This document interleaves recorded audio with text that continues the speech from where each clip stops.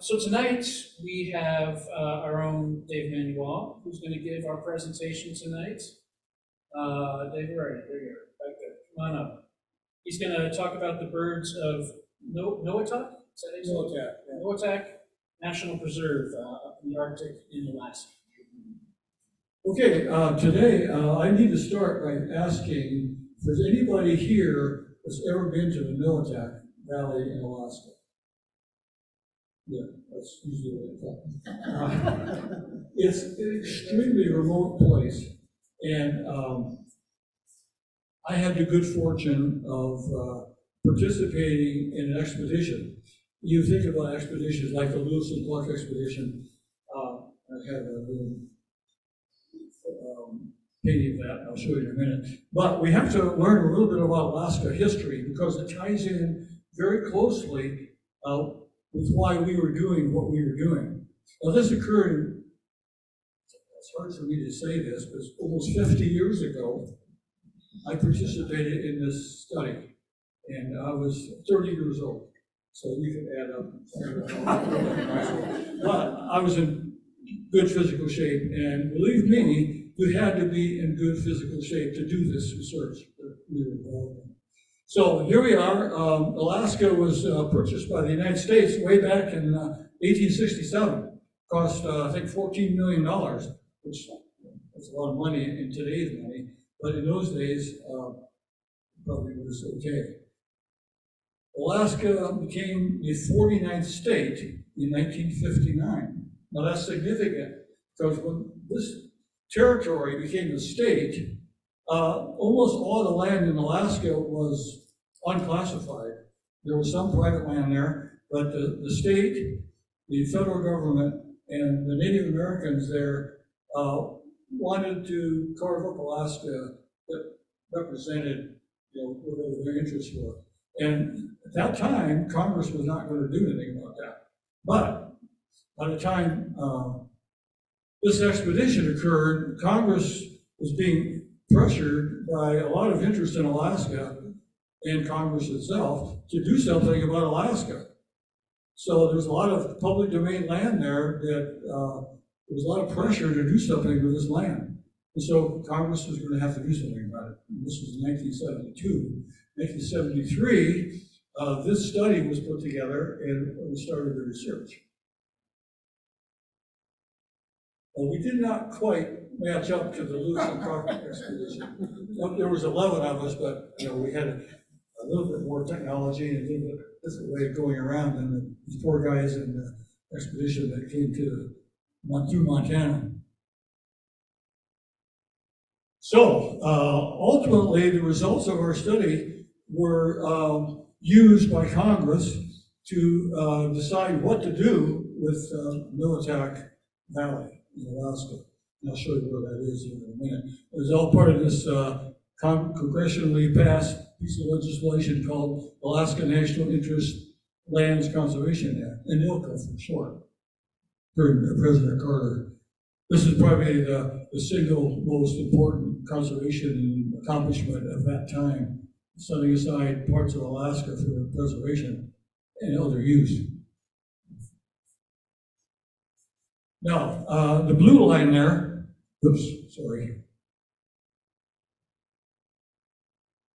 represents the Arctic Circle. So Russia here, Canada, Alaska right here. The area that I'm going to be talking about, the area where we spent over 2 months in the summer, is right up in here. So we were above the Arctic Circle the whole time. The Chukchi Sea right here, the Beaufort Sea, East Siberian Sea, and then of course the Bering Sea down there. So that gives you a little bit of an idea of where we were. Now this shows Noatak National Preserve. This is what it ultimately became. When we were there in 1973, it probably was not designated anything. It might have been public domain. I'm not quite sure exactly what it was, but it didn't have that status. So that's the area that we worked in from about here all the way through here. Now, this is the team that I was part of. But, by the way, eventually I hope that the leader of this team, named Steve Young, was at that time part of the Center for Northern Studies, who was working out of Walcott, Vermont. And I just wanted to thank Steve for allowing me to participate in this investigation. So these are the various people associated with the study. Oops, there we are. Obviously, this was taken toward the end of the study. It looked pretty rough. Now, this guy right here, John, from University of Kansas, looked like that all the time. He looked like that the first day, so he didn't change much. I'm not in the picture because I took it. This guy right here is Steve Young, and he was the leader of this expedition, and he did a tremendous job of organizing the logistics for this thing, and it was formidable. So that's kind of what we looked like. Okay, so this represents people from various parts of the United States, and they represent a lot of different fields. For example, we have anthropologist Ed Hall. He was interested in Eskimo cultures, so he was along for that. Of course, we had soil scientists, a limnologist, ichthyology, that's me, ornithology, soils, entomology, mammalogy, and botany. So we had a lot of different fields represented. By the way, the previous expedition, if you want to call it that, that occurred in the Noatak was in 1885. It was all that time, between 1885 and 1973, when there was a group of scientists that went into the Noatak to do some significant research. So there wasn't much known about that area, and that's why Congress wanted a new study done.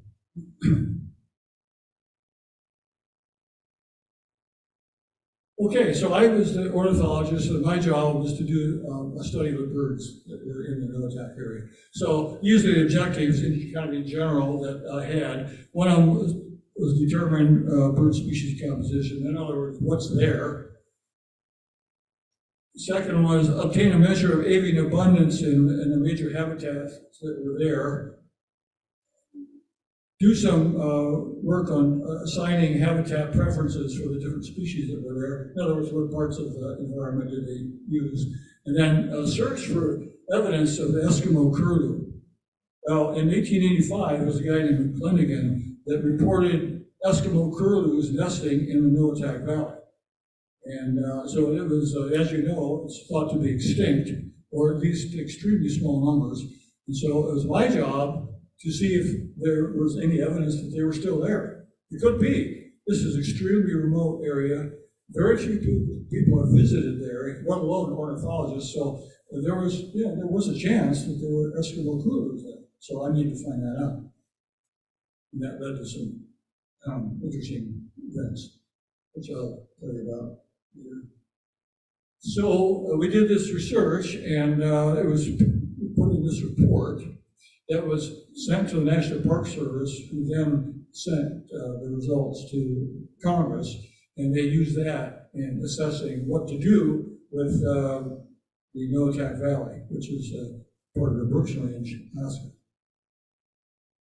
So here we are again. This is the Brooks Range right here, a large east-west mountain range. This is the north slope of the Brooks Range, and you often associate the North Slope with oil production and exploration. That's where it is. So the Noatak is right here. Kotzebue is right there. That's the only significant human settlement in that area. Fort C is out here. So this gives you an idea, again, a little bit more about the topography of that whole area there. Here is the Noatak Natural Preserve right here. So once it was set aside, it's a big area. Now, just for your information, this area right here is ANWR. You've probably heard about ANWR, Alaska National Wildlife Refuge. That's where there's tremendous pressure to open up for oil exploration. There's a huge migration of the porcupine caribou herd. It goes out to the edge of the ocean in the summer and then migrates back. So that's an extremely important location right there. So that gives you an idea a little bit more about the location of the area. This is Kotzebue. This is the only Eskimo village nearby. That's this is in the Chukchi Sea. This is the airstrip. Now, this was taken not just a few years ago. I have to tell you that we left Seattle in a Boeing 737 and went to Anchorage, and then we flew from Anchorage to Kotzebue. When in 1973, this area right here was gravel. Now, we flew by this area before we landed, maybe because of the wind, I'm not sure, but they flew by the area, and I looked down there and said, geez, that looks like a gravel runway. So, okay. And so we came down, and sure enough, there was a gravel runway. Couldn't believe it. I want to point something else out on this particular slide. That is right here. This has changed a great deal in the last 50 years. But right in this area, there was a dump in 1973. And we had a little time that we could go out and just walk around Kotzebue or do what we wanted to do. So I took that opportunity just to go out and look at this shoreline out here, and then I saw this dump. And I saw some birds around this dump. I said, oh, what's that? So I walked over there, and you'll never guess what I found. 8 starlings. Now we're around the Arctic Circle, and you would guess that a starling's going to be a dump. And that's exactly where they were. Never saw any more starlings except at that dump. This is what the Chukchi Sea looked like when we flew in. Still had pack ice in it. This was in June. This is what the waterfront looks like in Kotzebue.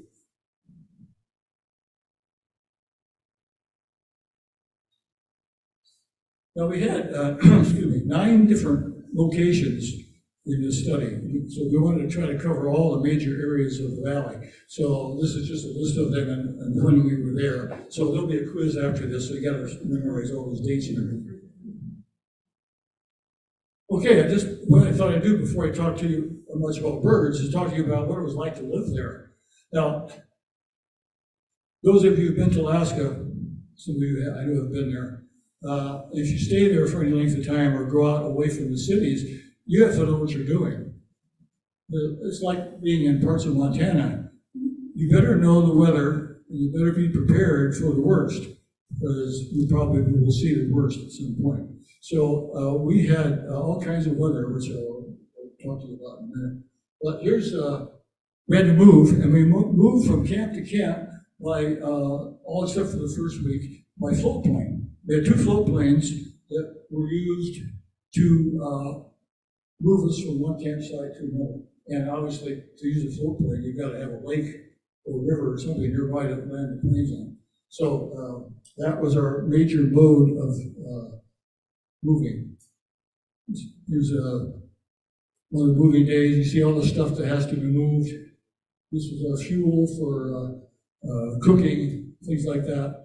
All the tents, and there's a lot of stuff that has to be moved in these 2 relatively small aircraft. So there are multiple flights for each move. Cessna here. Now, we did celebrate the 4th of July. This is one of the graduate students that was there to help us out. And he was one of the cooks there, as well as participating in the science. So you notice that pink cake there with the frosting and the black numbers on it? It's numbered 1 to 11. There are 11 of us. They would not let anybody cut their own slice of cake. it was all portions, so everybody got the same size. And I think there was competition for that kind of food there. So this is their way of dealing with it. By the way, this is my colleague from the University of Washington, Bob Vera. He was the entomologist. And this is Al Gardner, who was the mammologist from the National Museum in Washington, D.C. So that we're eagerly watching the explanation of how this cake is going to be distributed.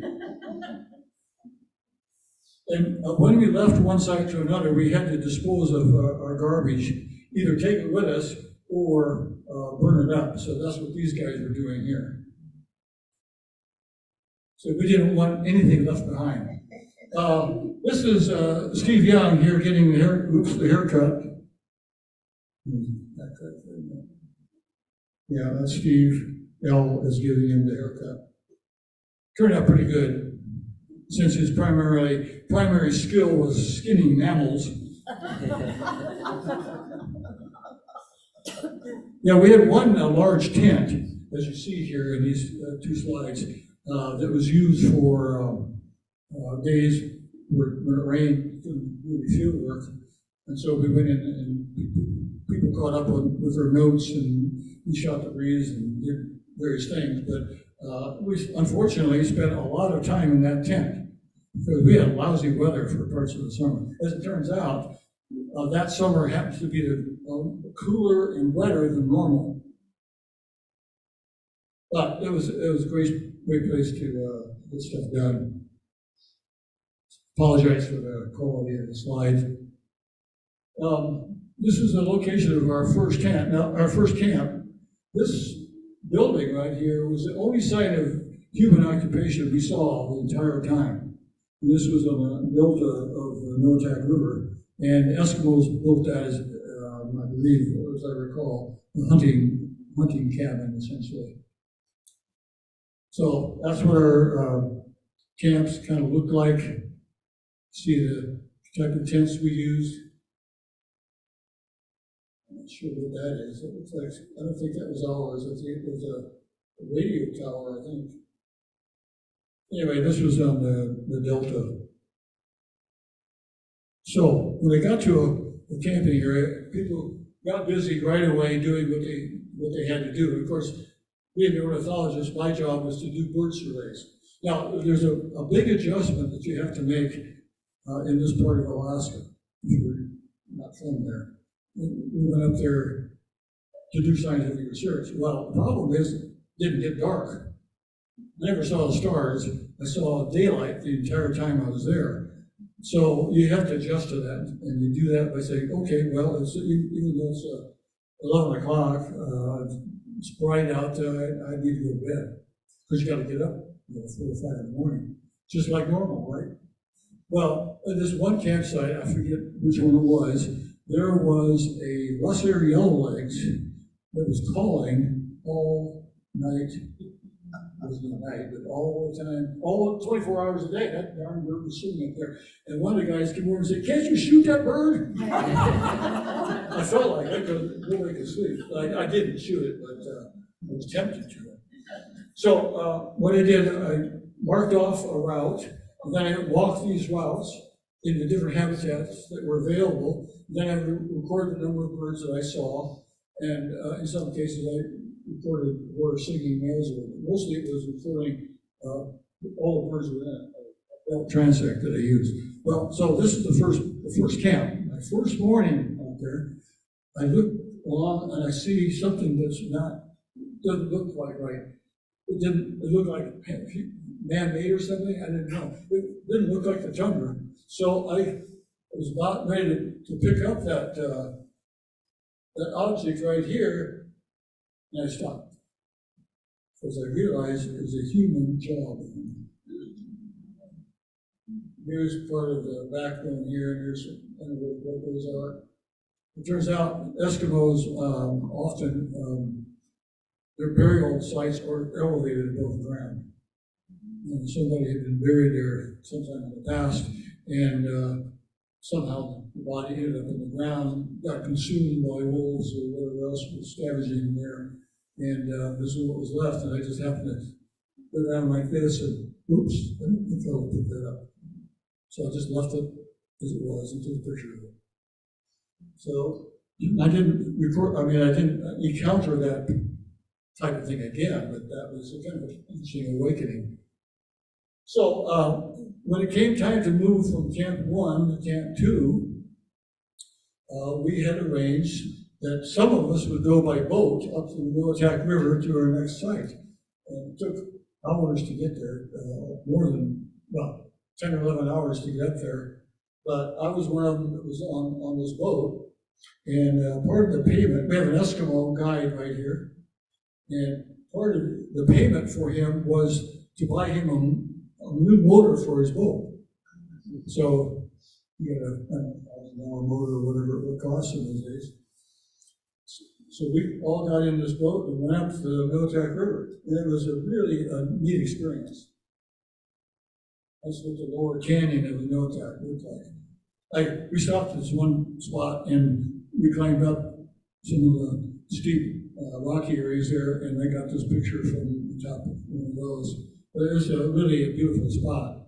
And we saw lots of interesting birds, golden eagles and buff-legged hawks and a variety of other things that were all on the riverside. By the way, I'll say at this point that a number of you people have had careers in Forest Service or Fish and Wildlife Service or Park Service or whatever.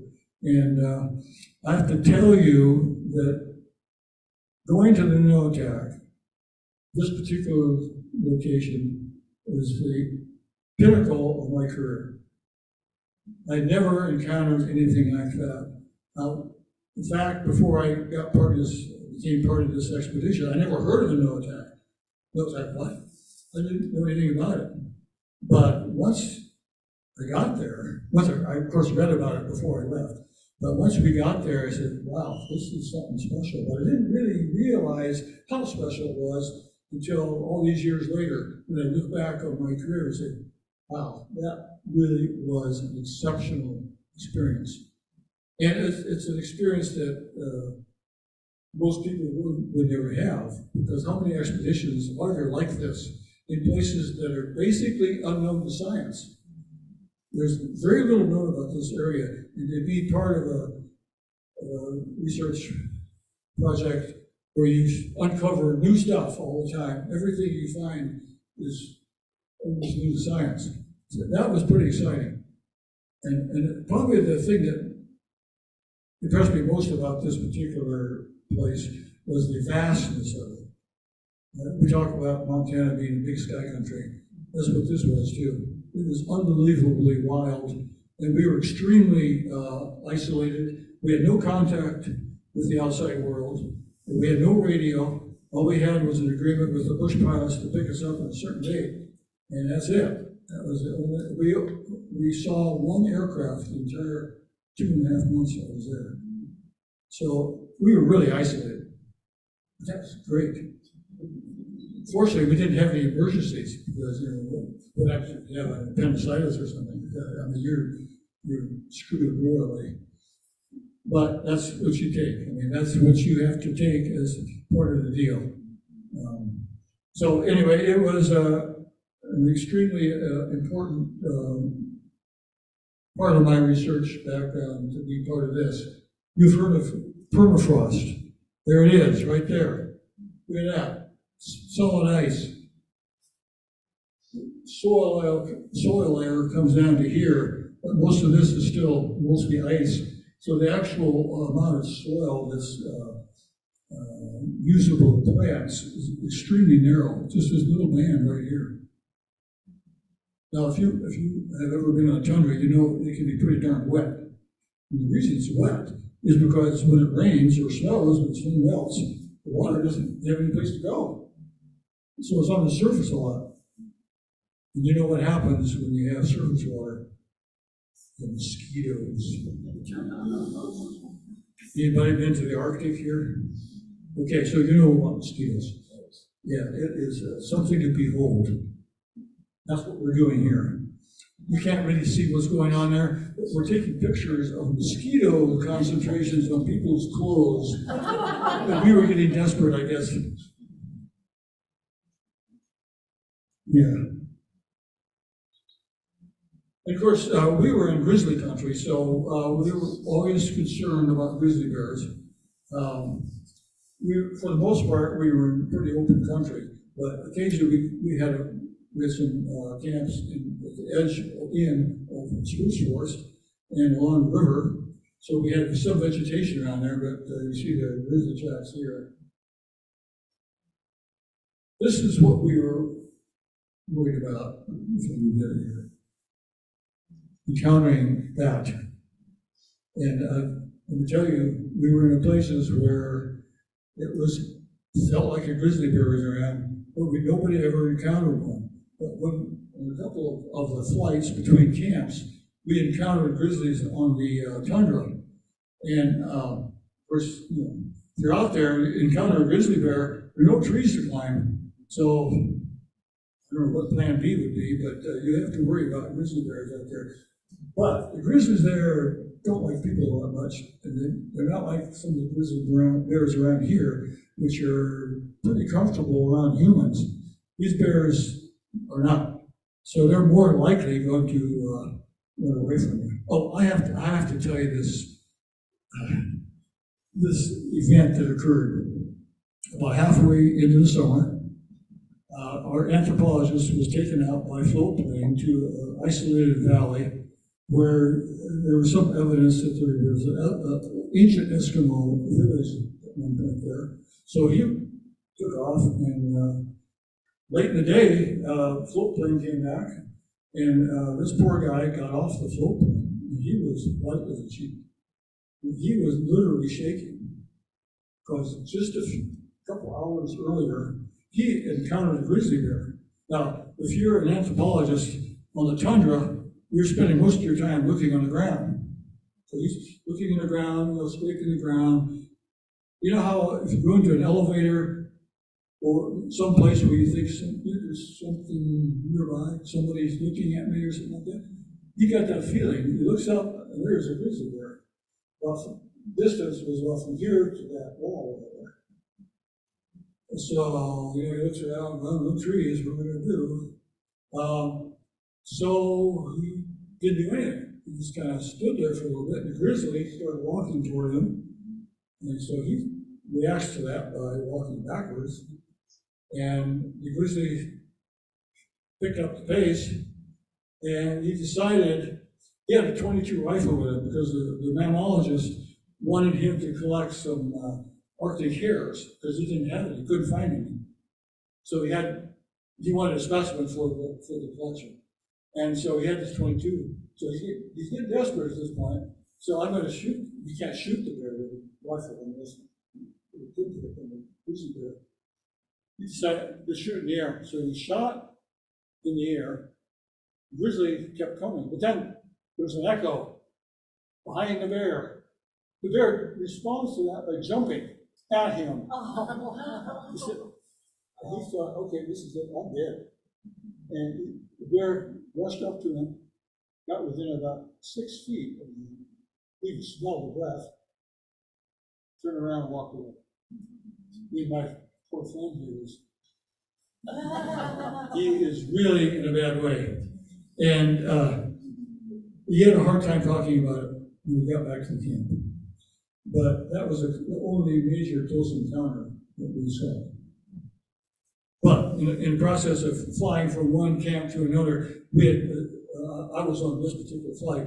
We saw a grizzly bear out in the tundra, and there are little water courses going across the tundra, and there's some willows growing there. And the willows are probably 2-3 inches in diameter. Not big, but they're willows. That bear saw us coming. He was standing next to a carcass of a caribou, looked like wolves had killed it some time back. And he stood on his hind legs, took off running away from the aircraft. And he went through a little tiny valley where there's a whole bunch of aspen, and those things just went off like little toothpicks. And he was running fast. You've probably heard that grizzly bears can really run fast. He was running fast. I said, oh, there's no way a human could outrun that bear. And that was a major lesson right there. That's what a grizzly bear can do. And we saw one running along, this is really cool, running along the Arctic Ocean shore. We were flying up to Point Hope, but that was pretty neat too. Anyway, our third camp was a place called Finiak Lake.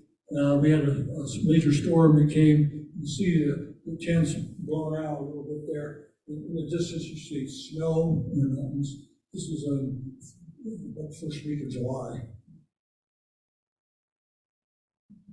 This is one of my favorite places. This was really an isolated spot. You really felt the isolation here. And back from where I took the picture, it was just tundra as far as you could see. It was just an incredible place. And I alluded to the wetness of the summer, and it was wet at times. And our guys were trying to divert the water coming off this slope, going right through our camp. We did catch a few fish. They're grayling here. And northern pike. Pike at this particular lake were all skinny. Didn't look like they were getting enough food. But there was a lot of them, a lot of pike. That's me. I caught an Arctic char. In fact, I caught several Arctic char in the Cutler River, and that was not too far from that previous lake. But you had to walk across tundra to get to this place, and it was almost 5 miles. And I was with another guy, and we decided there's no way we're going to carry these big salmon back to our camp. So we just put it back in the river. We walked back. Having a good time catching them, but we weren't going to carry them all that way back. Now, you have to pay particular attention to this shirt.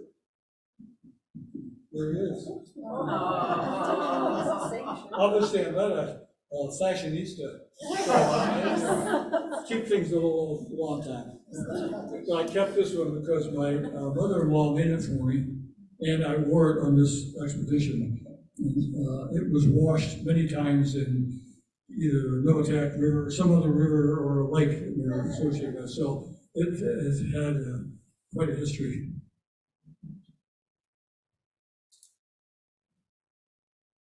This is the upper Noatak, and the distance there, this area here is just at the edge of what became the Geese of the Arctic National Park. So the Noatak Preserve runs right up into here somewhere, and then it changes designation. These are Adult sheep. Noatak River, can't see it much of it back there, but that's where it is. It's tall mountain, so I found a flock of sheep. Bad picture, but there, my first wolf. So I'm trying to survey birds around this tundra lake. And so I'm going along the edge, see the ducks and loons and everything, and all of a sudden, what? There's a wolf looking at me. He saw me long before I saw him. So we kind of stared at each other for a while, and then he lost interest and walked away. But that was the first wolf I'd ever seen. That was pretty exciting.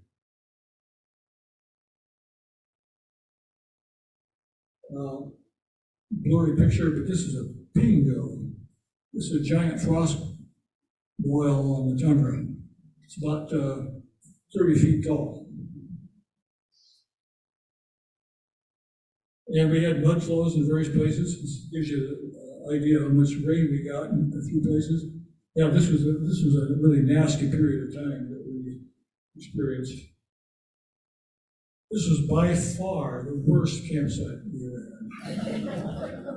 We were right on the edge of the shore, and sure enough, we got a strong storm, wind coming, blowing the water into our tents. Yeah, it was bad news. The only good thing about it was we caught a lot of pike. And that was a bad spot. This is the last campsite in August, third week of August. Notice the color of the vegetation. It's already fall. It's frosted.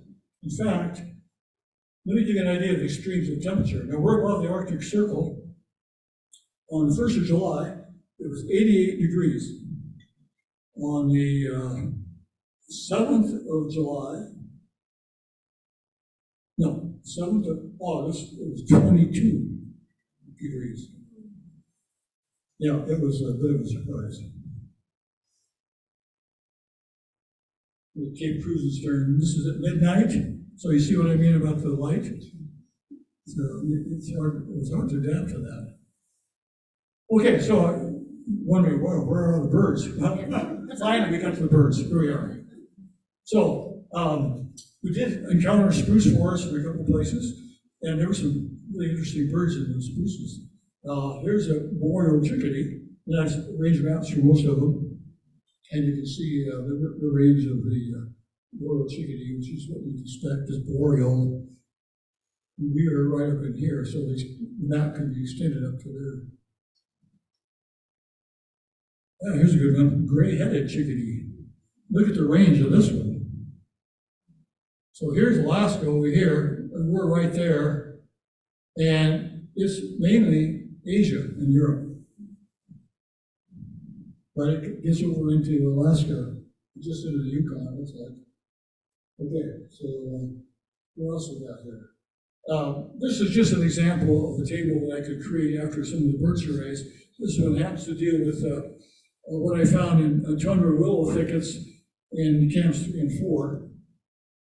And the way you read this is I saw 114 individual birds, and you could just move the decimal point a couple places over here. So 28% of them were yellow wagtails. And then 23.47% were Savannah sparrows, and so on down the list here. The interesting ones here, I think, were, of course, the yellow wagtail. We get really excited about common redpolls here, but no, I got spoiled because they were breeding all over the place up there. Lapland longspurs, the blue throat, more to say about that in a minute. Redneck phalaropes, and I couldn't get over this. American robin, you gotta be kidding me. But there it was, American robin. Willow ptarmigan.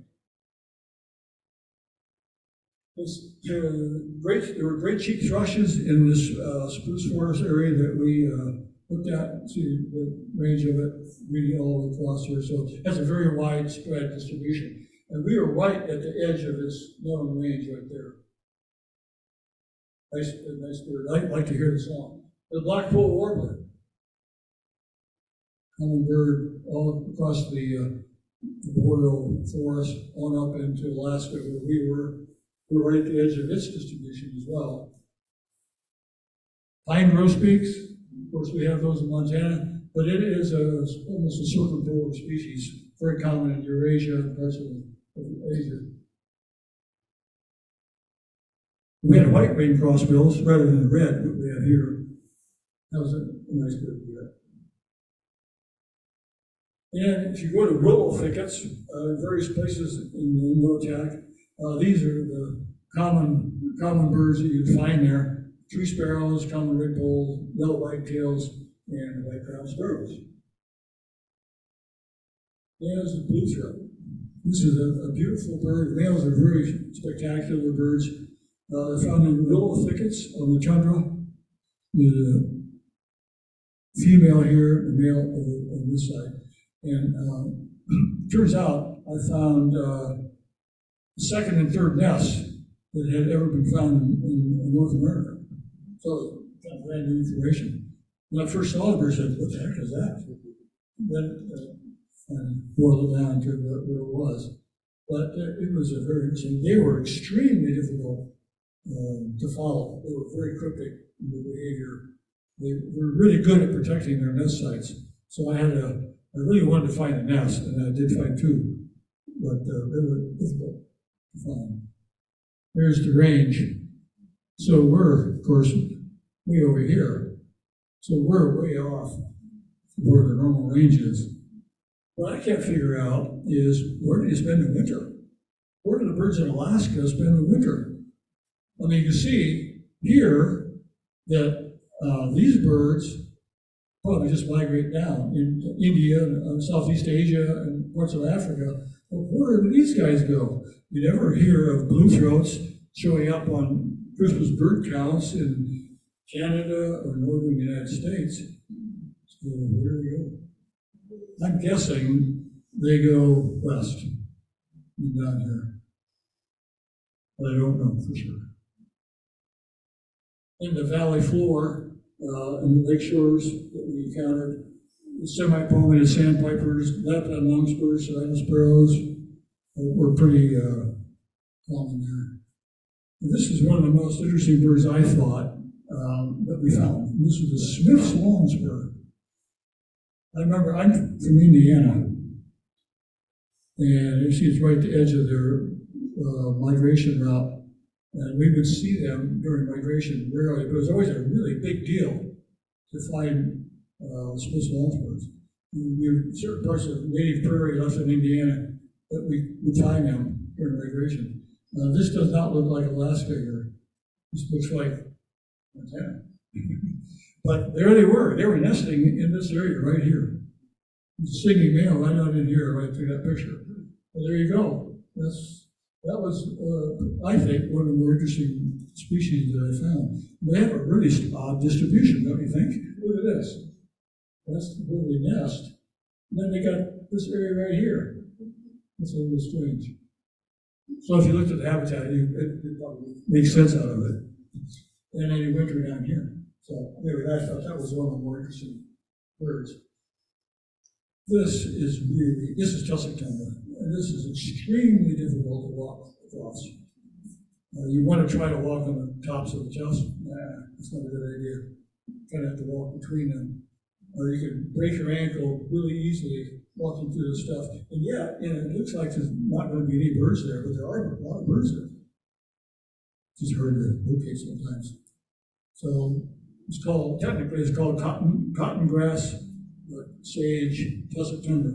Anyway, these are the birds that appear to be strongly associated with that habitat type, which is a very widespread habitat type in the Noatak.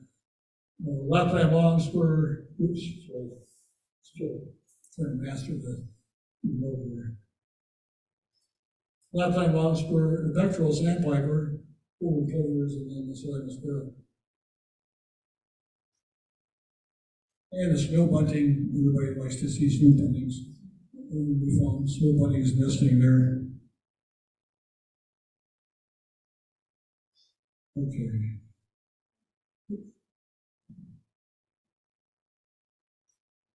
Northern blue deer, that was a pretty good bird to find too. There's another bird that's primarily Eurasian in its distribution, but it is there at the Alaska where we were. American pivot. Everybody knows pivots. We have pivots nesting in Montana here. Horned lark. Well, you really see the orange feathers on that one. Great crown rosy finch.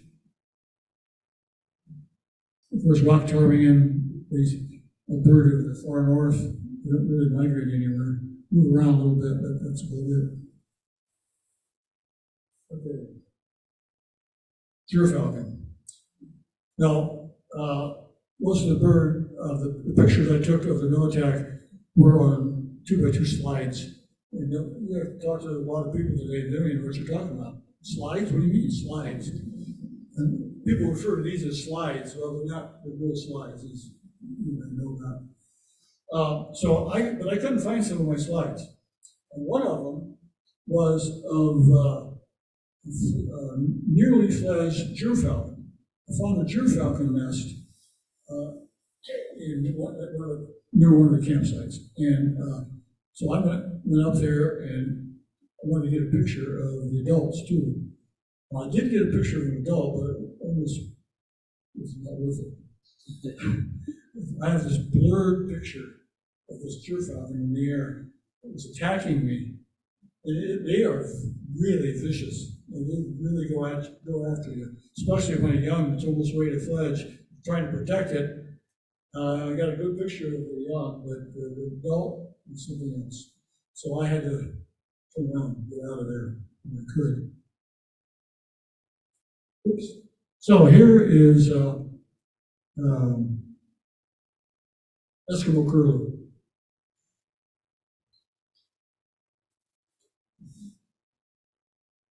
If you will indulge me, I'm going to read you an entry on my diary.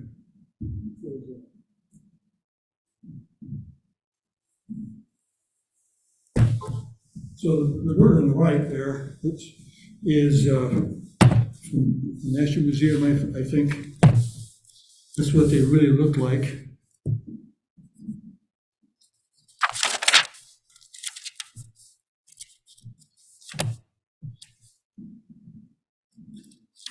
Okay, so one of my jobs was to see if there were the Eskimo curlews in the Noatak. And I went almost the whole summer without seeing even a whimbrel. So I was a little disappointed in that aspect of it because I didn't have anything to go on there. Well, let me read you what happened on August 17th.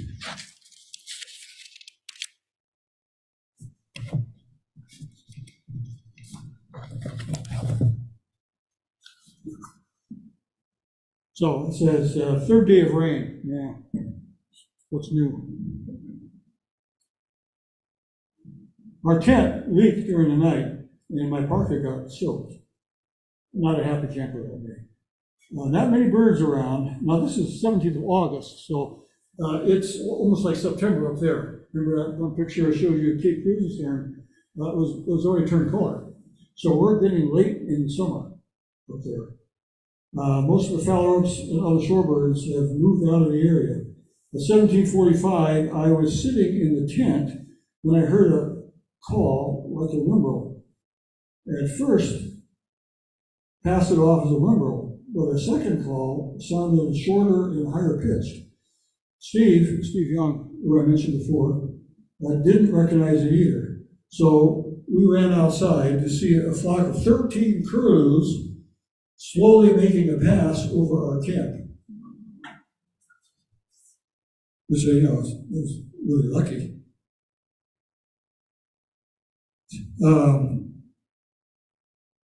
They made a pass coming over the lake from the east. They were only about 40 to 50 feet up. They wheeled around and landed in a shallow, level tussock flat about 50 yards away. They were there only a few seconds and flushed and flew toward us. This is behavior, if you read about the accounts of Eskimo curlews, this is kind of what they did. They're not afraid of humans. They should have been, but they weren't as afraid as you think they should have been. They would also fly toward people. So they wheeled around and landed. Oh, sorry. At this point, I started for the equipment tent to get my gun. I had a 16-gauge shotgun, or 20-gauge shotgun. Now you have to think of my position. Here I was, I'm the ornithologist in this expedition. My job is to see if there are Eskimo curlews. What if I see an Eskimo curlew? Who's going to believe me? I had to have proof of it. Take a picture. Well, I didn't really have the equipment for taking a good picture, but that still might not have done the trick. So I figured I'm going to have to collect one to get positive proof. So that's why I had the shotgun. However, I did not want to be the last person on earth to shoot an Eskimo curlew. That bothered me a great deal. I got my gun and went to my tent for the shells. And when I started back,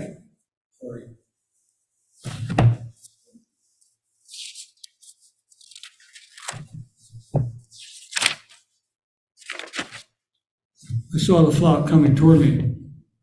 When they were about 100 feet away, they turned and flew north along the lake shore. I was going to shoot, but I thought they were just a little too far away for my number 6 shot. I thought they would come around again, but they didn't. So I probably should have shot anyway. In about a half hour after supper, I made a vain attempt to find them again. I didn't find them. The birds in the flock were smaller than whimbrels. At least I thought they were. And a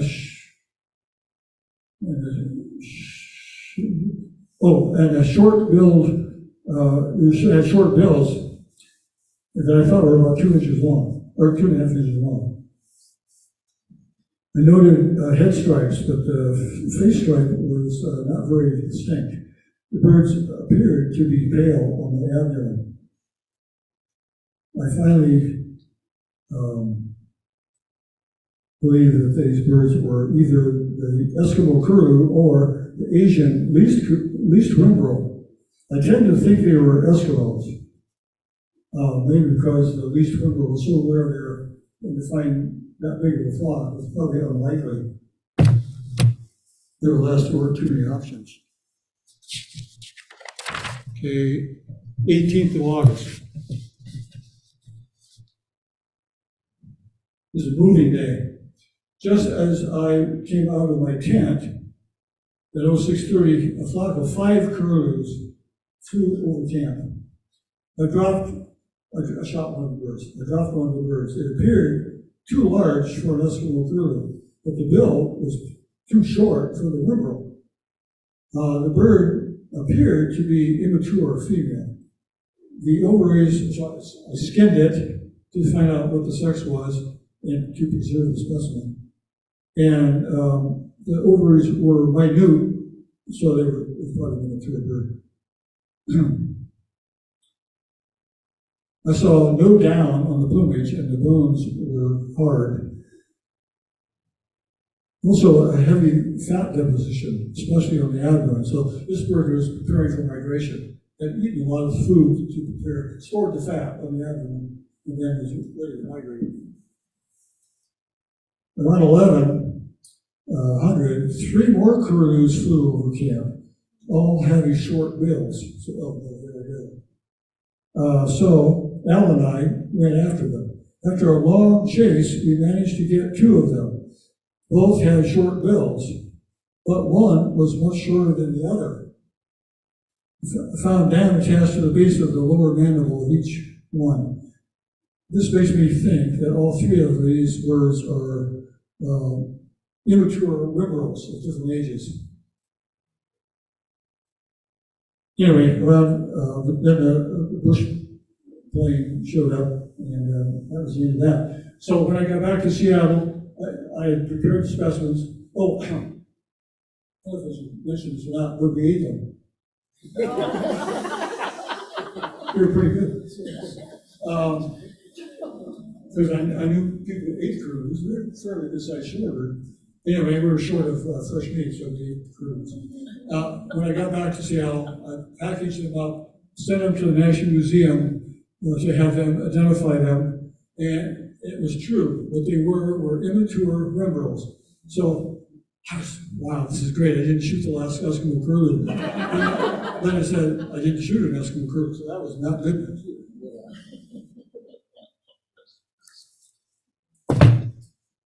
So,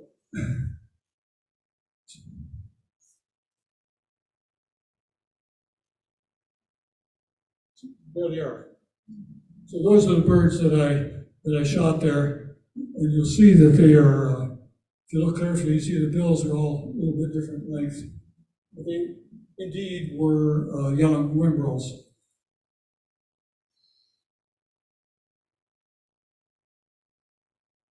So, just kind of a quick summary of some of the major points of this study. I found 119 bird species in the Noatak Valley.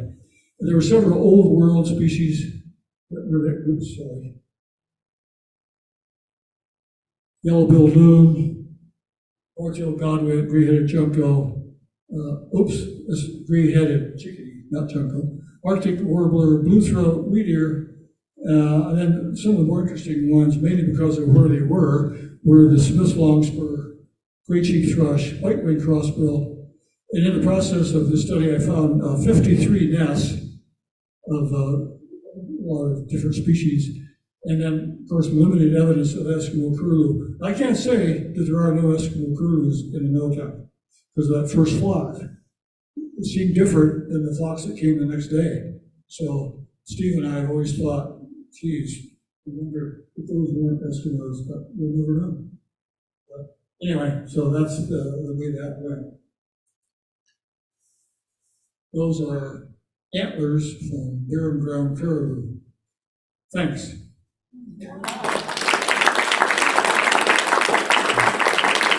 Anybody have any questions? Yeah. Has anyone confirmed the rest of the curlew since then? No. There have been very few, as far as I know, very few ornithologists have been back there. There probably have been a few, but no expeditions like we were on. That was a unique opportunity.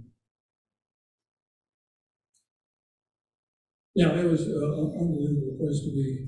I'm glad I had the chance. Physically, I couldn't do it now, but it was very demanding, but it was a lot of fun. And looking back on it, it's just an incredible opportunity that a few people would have the chance to play it. Yeah. What was the expedition funded by? National Park Service.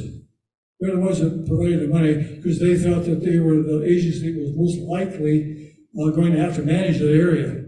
They were pretty, turns out they were correct in assuming that most of that land there would eventually be the responsibility of the National Park Service. I can't tell you what the restrictions are on the use of the Noatak Natural Preserve. It's more open. I think you can hunt in there. I think part of that was to help the Eskimos live in part of that valley. There's a very small Eskimo village up, must be 3 or 4 miles from the Delta, called Noatak. They, as part of their seasonal migrants, actually, they live there during the summer, and they travel up into the Noatak. They go to the coast in the summer to fish. Then they travel in the fall. They go up Noatak to hunt for caribou and moose. So yeah, it's good for them. But as far as I know, there's not a lot of hunting. There are not very many visitors there because you have to be. It's very isolated. You have to fly to Kosovo and then go from there. Find your way from there. It's a real challenge logistically. But if you could go there, it's a rewarding place to visit.